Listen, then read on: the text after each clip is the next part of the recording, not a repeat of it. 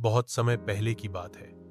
एक हरा भरा जंगल था जहां तमाम जानवर और पक्षी खुशी खुशी रहते थे। उसी जंगल में एक चतुर कौआ और एक सुंदर व समझदार चिड़िया भी रहते थे। कौआ काला था पर उसकी बुद्धि बहुत तेज थी। वहीं चिड़िया सुंदर रंग बिरंगे पंखों वाली और मधुर बोली में गाने वाली थी। कौआ थोड़ा चालाक था, कभी कभी दूसरों का भोजन भी चुरा लेता था, जबकि चिड़िया ईमानदार और मेहनती थी। वह सुबह सुबह उड़कर दूर दूर तक जाती, दाना चुनती और अपने घोंसले में रखती। गर्मी के मौसम ने पूरे जंगल को तपाकर रख दिया था।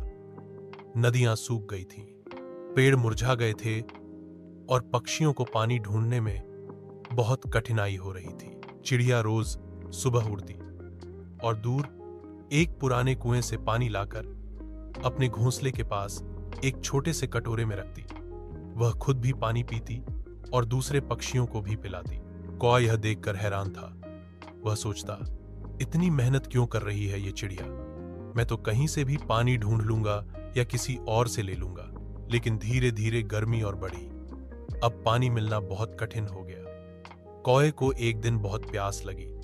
उसने सोचा, आज चिड़िया से पानी मांगूंगा।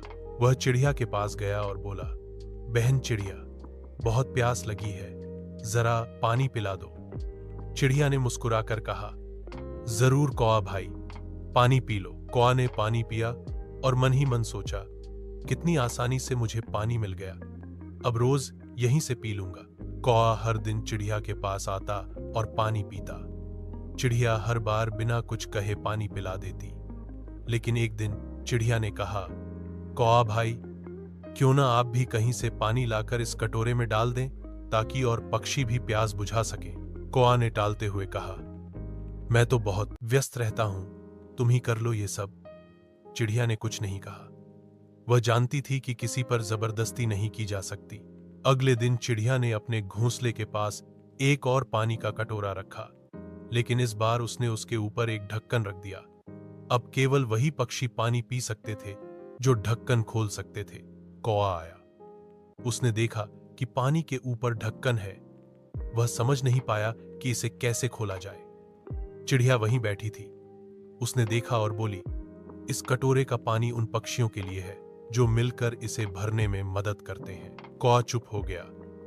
वह समझ गया कि अब चालाकी से काम नहीं चलेगा। कौआ सोच में पड़ गया। उसे समझ आया कि केवल दूसरों पर निर्भर रहने से काम नहीं चलता। वह पहली बार खुद उड़कर कुएं तक गया और एक छोटी सी बोतल में पानी भरकर लाया। चिड़िया ने मुस्कुराकर कहा, शाबाश कौआ भाई, अब आप भी हमारे पानी के मिशन में शामिल हो गए। अब दोनों मिलकर हर दिन पानी लाते और दूसरे पक्षियों को पिलाते। धीरे धीरे और पक्षी भी उनके साथ जुड़ने लगे। कुछ ही हफ्तों में जंगल के अलग अलग हिस्सों में पक्षियों ने छोटे छोटे पानी के कटोरे रखना शुरू कर दिए।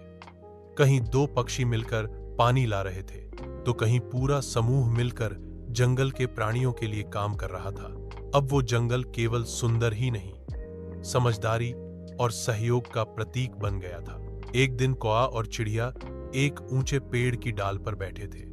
कौआ ने कहा, बहन चिड़िया, मैं पहले सोचता था कि चालाकी से ही सब कुछ मिल जाता है, पर तुमने मुझे सिखाया कि समझदारी, मेहनत और सहयोग से ही सच्ची खुशी मिलती है। चिड़िया मुस्कुराई और बोली, भाई कौआ, बदलना ही जीवन है।